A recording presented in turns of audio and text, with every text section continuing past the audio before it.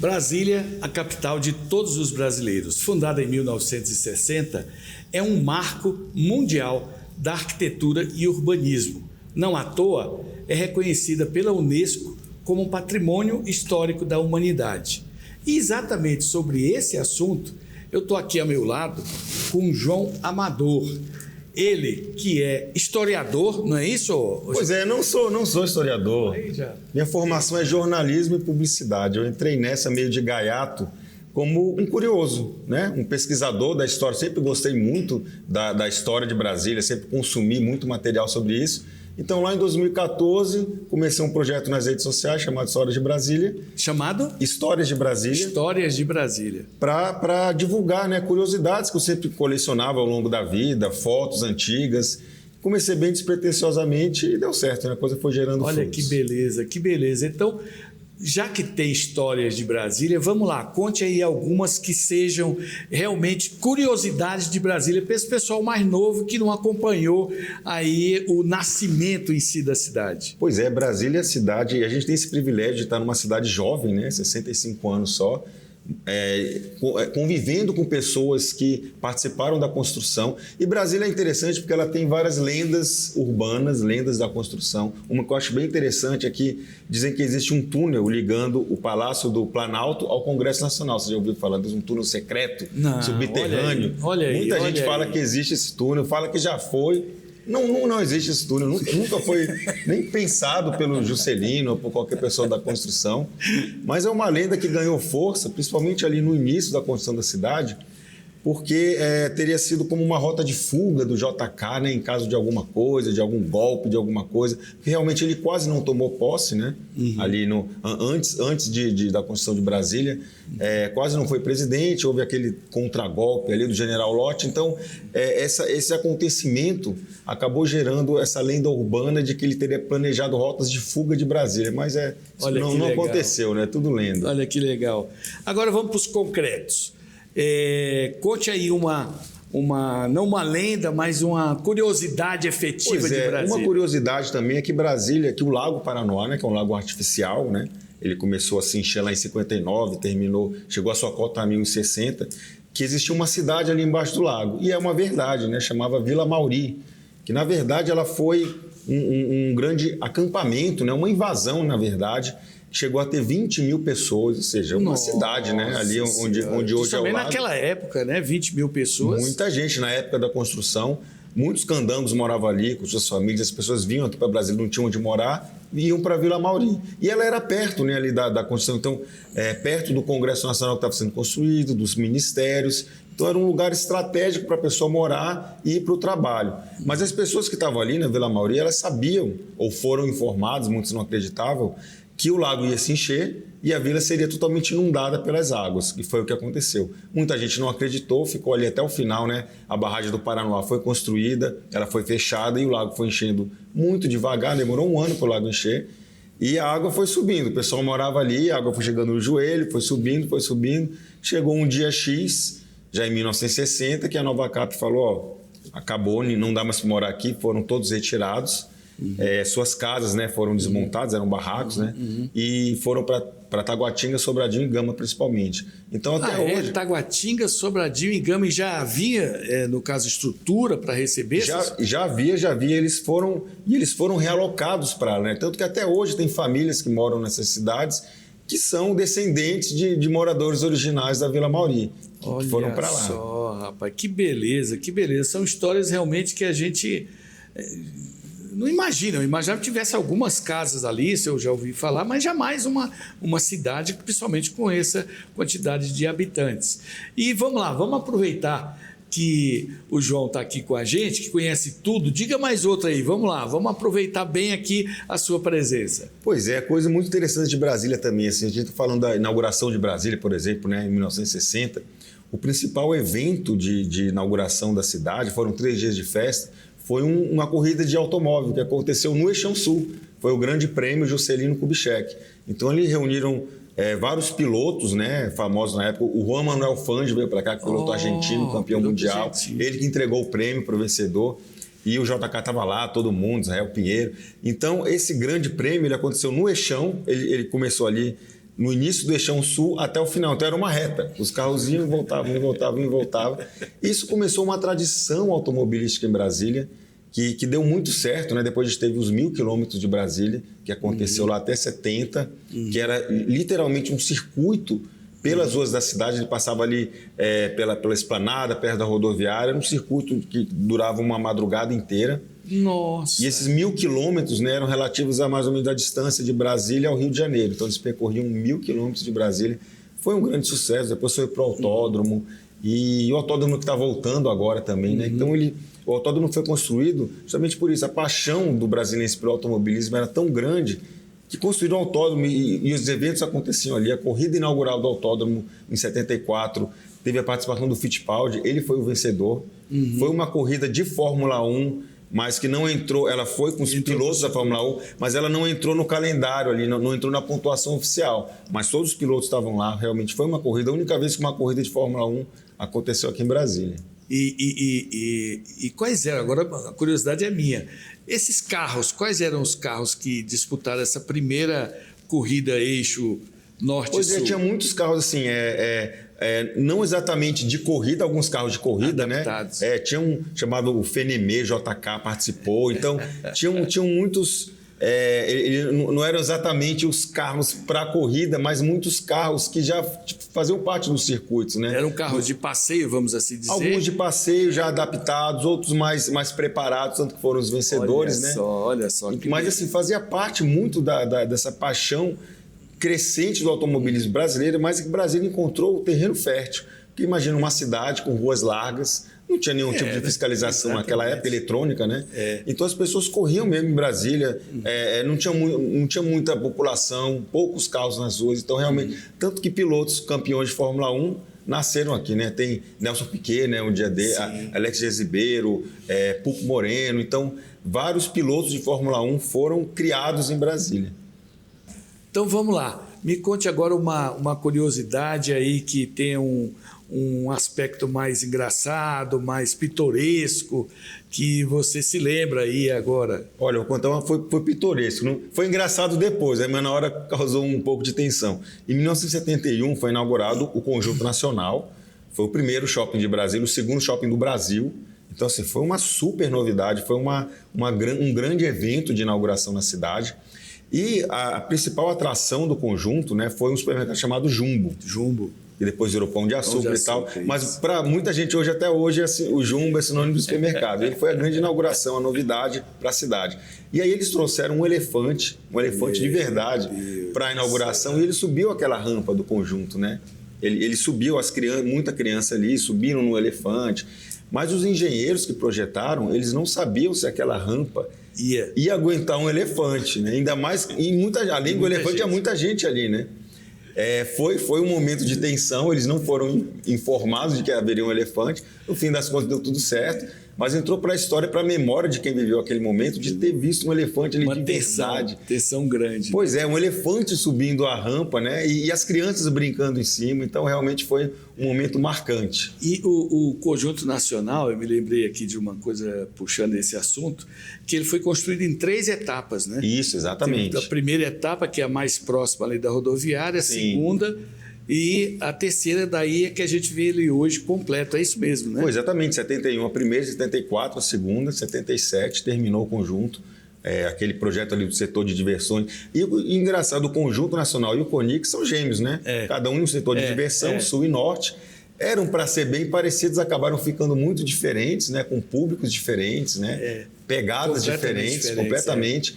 Mas é interessante como a cidade muito setorizada, né? O Lúcio Costa planejou, aqui é onde você vai se divertir, aqui é onde você vai trabalhar, aqui é onde você vai comprar. Claro, a dinâmica da cidade acabou não sendo essa, né?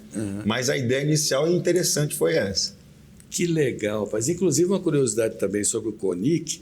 O CONIC, na verdade, quando ele começou, eram os edifícios Venâncio. Sim. Que ficavam um pouco um pouco para trás, tinha até umas passarelas para sair da rua para chegar nos edifícios. E depois é que veio construído aqueles edifícios mais estreitos que ficam à frente, que a gente vê hoje. Sim. O CONIC na frente, não é isso? Sim, são 15 prédios ali no CONIC, né? E essa característica deles, até para o conjunto. O conjunto ele tem uma administração única, né? Um shopping, né? Hoje em dia, né? Shopping. Já o CONIC não, ele é muito descentralizado. Então isso até dificulta, né? Alguma grande reforma, alguma outra coisa, porque cada um tem uma administração diferente, embora haja administração geral do CONIC, né? Uma curiosidade interessante do CONIC também, ele já foi, hoje ele é um local muito alternativo, mas ele já foi no início muito sofisticado, porque as embaixadas ficavam ali, antes das embaixadas serem construídas, estavam em processo de construção ali no setor de embaixadas, as sedes ficavam ali, eram escritórios, nos prédios do CONIC. Então ali ficavam restaurantes, os mais chiques de Brasília, com cada um de um país diferente, porque ali realmente a frequência era diferente, eram pessoas do mundo inteiro. Então o CONIC era muito conhecido por isso, um local muito sofisticado. Aí quando as embaixadas saíram, foram inauguradas, o pessoal saiu de lá, ele começou a ganhar outras características. Aí teve o cinema, o Cine Atlântida, né? Cine Atlântida. E vários outros cinemas ali também do Carim, né? Do Grupo Carim. E ele ficou uma efervescência cultural muito grande. A própria faculdade do Sina também. Do Sina, exatamente. Então ele ganhou essa característica de alternativa, de lugar de fomento à cultura. E o CONIC é assim até hoje. Bom, o tempo realmente é bem contadinho. A gente tem muita coisa aqui para falar. Mas, para a gente finalizar, me conta uma aqui que te chama a atenção nessa trajetória tua de curiosidades aí de Brasília. Olha, Brasília tem muita coisa muito interessante, né? Uma curiosidade que muita gente não sabe realmente é que Brasília teve prefeito, né? Fala dos governadores de Brasília. Prefeito, né? Com o nome prefeito? Prefeito, realmente era o prefeito. Israel Pinheiro, né, o diretor da UCAP, foi o primeiro prefeito, houve vários até ele. Só em 69 que começaram a ser chamados de governador. Até então era prefeito. Mas ele tinha a mesma atribuição do governador hoje em dia, né? Mas tanto que você pegar os documentos mais antigos de Brasília, está ali escrito prefeito de Brasília, né? Aí você acha, mas Brasília nunca teve prefeito, mas era realmente era a mesma designação, né? O que quiseram fazer? Quiseram equalizar Brasília com os outros estados, que às vezes aconteceu, imagina, um evento nacional, todos os estados tinham um governador e Brasília tinha um prefeito de Brasília. Prefeito. Ficava meio diferente. E era uma unidade federada como as demais. Né? Exatamente. Foi só uma mudança de nomenclatura mesmo. Né? De prefeito passaram a ser governadores, mas indicados, né? Porque a primeira eleição veio acontecer já... Só depois da Constituição de 88, né? 88. Então, todo mundo era indicado pela presidência da República. Era indicado pelo presidente, exatamente. Essa configuração permaneceu. Só a denominação do governador ele é mais recente, né? Foi a partir de 69 que nós começamos com a nossa galeria de governadores. Gente, nós estivemos aqui com o João Amador. Ele que é publicitário, mas ao mesmo tempo conhece como poucos a história de Brasília e a curiosidade que eu perguntando para ele de que nós vamos falar. E ele tranquilamente pode escolher, o que você quiser aí eu falo. Coisa mais pode escolher o tema. Então ele realmente conhece tudo da história de Brasília. Eu quero agradecer muito a tua presença aqui e já deixo aqui o convite para você retornar para a gente ter muita coisa ainda para comentar da história de Brasília. Obrigado pelo convite, adorei. Vamos lá, tem história, tem muita, né? Tamo junto.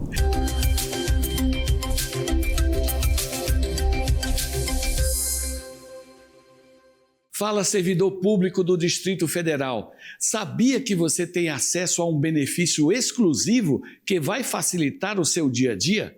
Com o PicPay Antecipa, você assume o controle da sua vida financeira e conquista mais liberdade.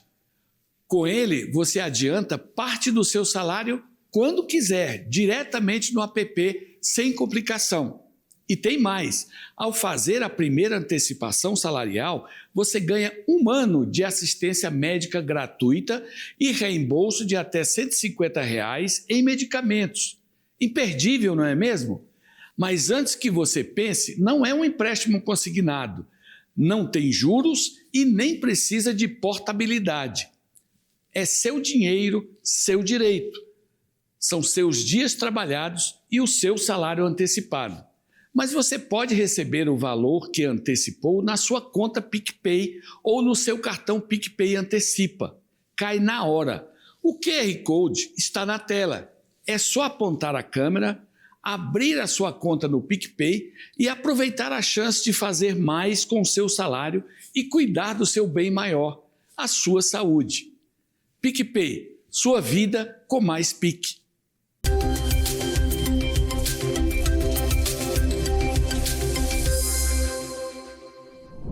Continuando a nossa conversa sobre Brasília, patrimônio da humanidade, eu estou aqui hoje com o Jota, ele que é arquiteto, mas eu vou deixar a apresentação por conta dele. Quem é o Jota? Olha, muito bem. Primeiro, obrigado pelo convite, fiquei muito feliz de estar aqui com você. Tenho muito carinho por você, né? Então a gente... Muito obrigado, muito obrigado. Pois é. Então, na verdade, o Jota, vou até revelar aqui, olha só, em primeira mão, hein? Presta atenção, hein? Tchan, tchan, tchan, tchan. O Jota vem de João, né? Já teve essa brincadeira porque já falaram vários nomes para mim. Mas é de João mesmo, é um nome normal, não tem João Gabriel, João Pedro, é João mesmo. Mas desde novo eu sempre fui Júnior. E as pessoas diziam que não existia Júnior, né? Não, Júnior não é nome, tem que ter um outro nome. E João sempre foi meu pai. Então, desde novo, me colocaram o apelido de Jota. E esse nome ficou. Então, hoje é mais fácil você chamar o Jota na rua e eu virar do que o João. O João, assim, não é muito minha identidade, sabe? Então, é engraçado. E o Jota Passini, né? Ele tem toda uma caminhada de vida. Então, eu comecei nas artes cênicas, muito novo, uns 13, 14 anos. Comecei a dar aula muito novo na área das artes. E depois acabei indo para a UNB para matemática, porque eu também era o melhor aluno de matemática. Peraí, agora o homem é arquiteto, tá certo? Começou na arte cênica e foi fazer matemática, é isso? Fiz um ano de matemática, depois eu mudei, isso dentro da UNB, mudei, fui para as artes cênicas, aí me formei em artes cênicas.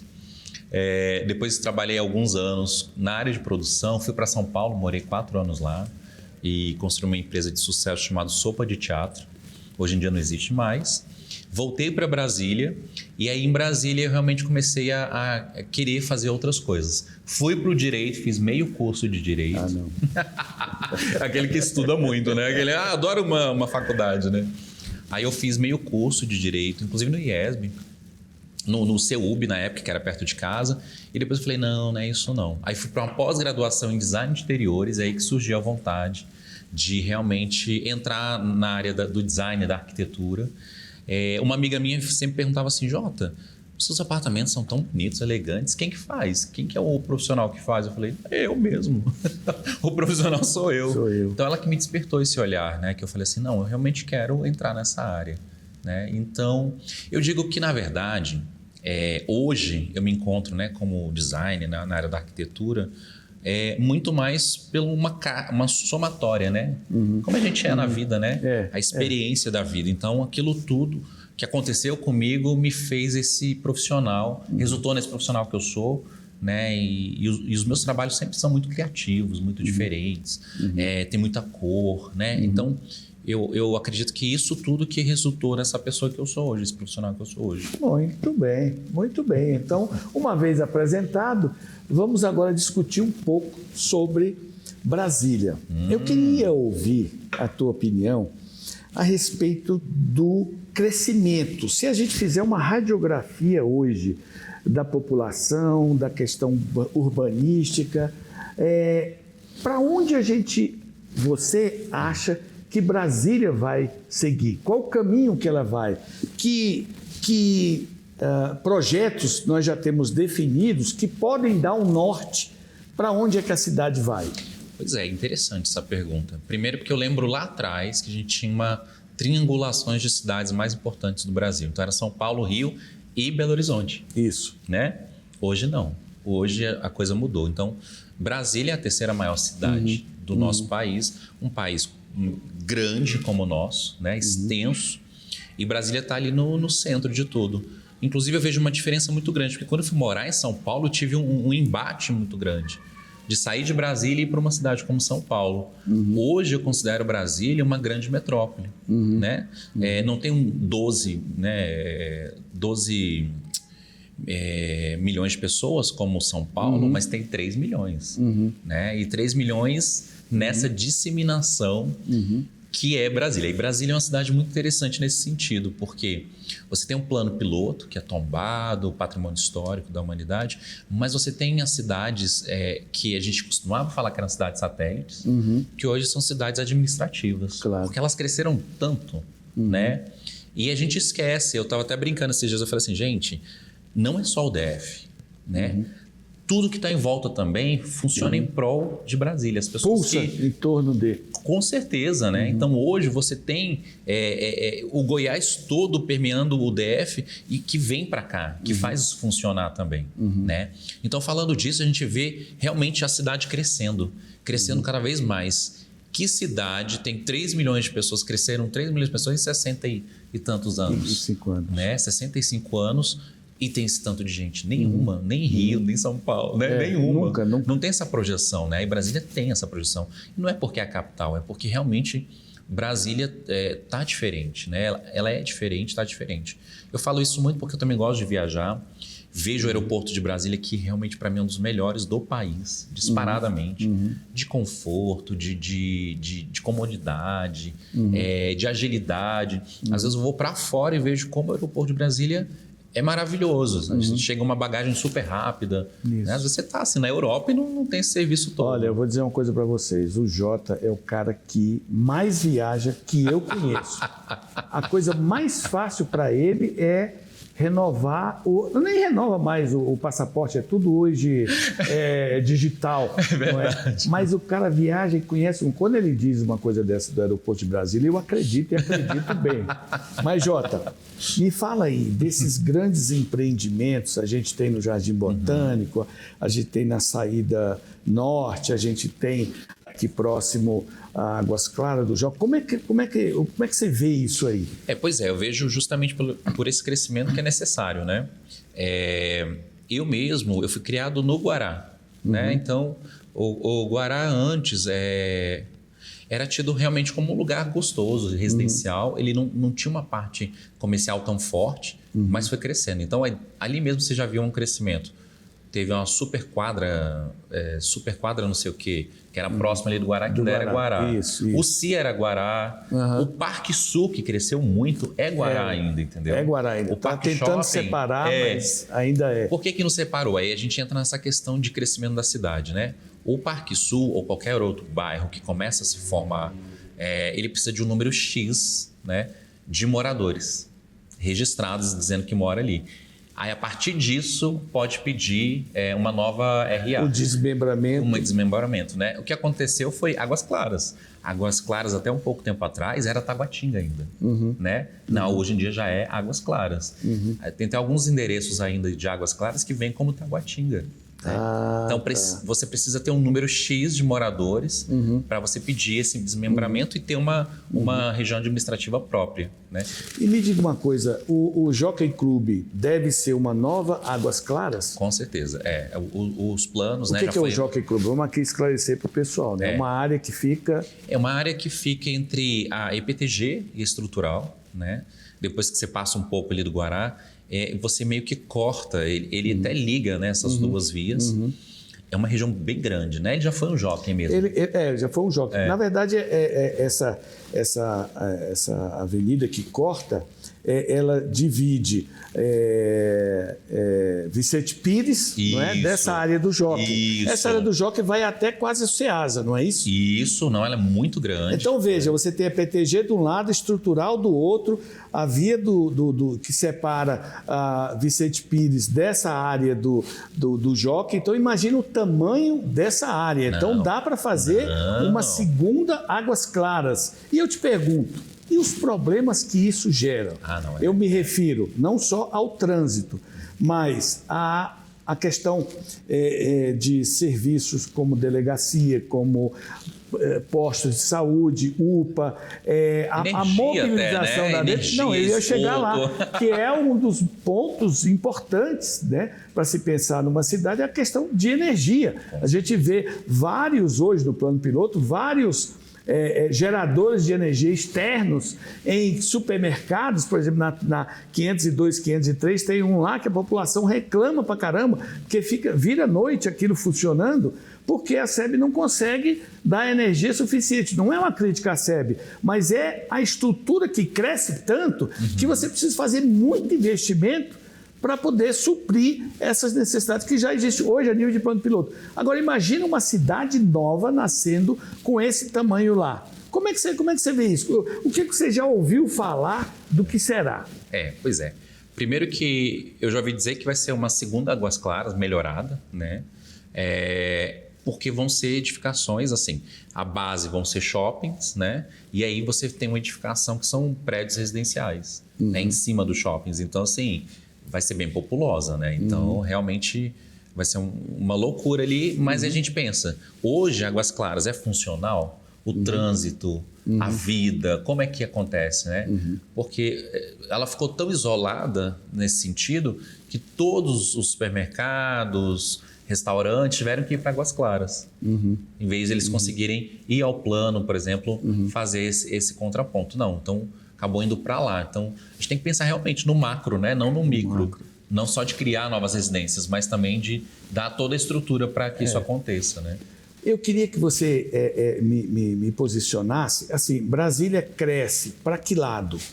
Para onde? Para a área do Jardim Botânico, o Jockey Club é uma coisa isolada, não tem como crescer mais. Sim. Mas, por exemplo, a saída norte tem. Sim. Resumidamente, como é que você acha que isso vai se dar? Primeiro que já foram aprovados alguns bairros, tanto para a saída norte, né? Inclusive, se eu não me engano, tem um grande empresário aqui de Brasília que está já com projetos de shoppings grandes que vão atender não só Planaltina DF, como Planaltina Goiás, como Sobradinho, condomínios, Taquari, enfim. Aquela região ali com certeza está muito próspera, né? E também aqui do Jardim Botânico. Inclusive, por isso também o governador atual já deixou aprovado 2 pontes, né, para que liguem também, porque a demanda vai ser muito grande.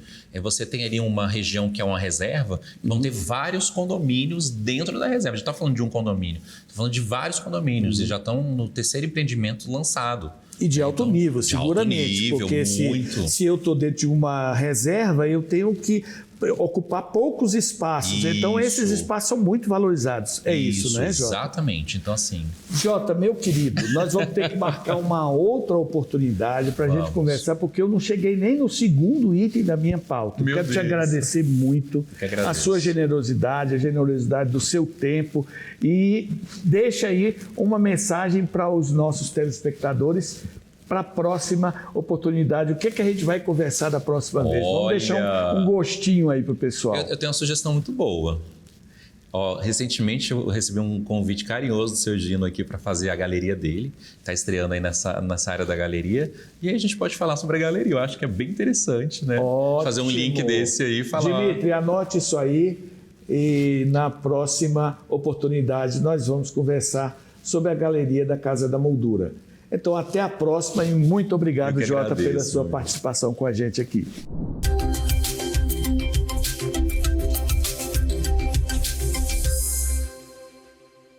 Fala, servidor público do Distrito Federal. Sabia que você tem acesso a um benefício exclusivo que vai facilitar o seu dia a dia?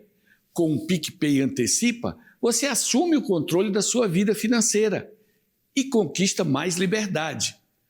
Com ele, você adianta parte do seu salário quando quiser, diretamente no app, sem complicação. E tem mais, ao fazer a primeira antecipação salarial, você ganha 1 ano de assistência médica gratuita e reembolso de até R$ 150 em medicamentos. Imperdível, não é mesmo? Mas antes que você pense, não é um empréstimo consignado, não tem juros e nem precisa de portabilidade. É seu dinheiro, seu direito. São seus dias trabalhados e o seu salário antecipado. Mas você pode receber o valor que antecipou na sua conta PicPay ou no seu cartão PicPay Antecipa. Cai na hora. O QR Code está na tela. É só apontar a câmera, abrir a sua conta no PicPay e aproveitar a chance de fazer mais com o seu salário e cuidar do seu bem maior, a sua saúde. PicPay, sua vida com mais Pique.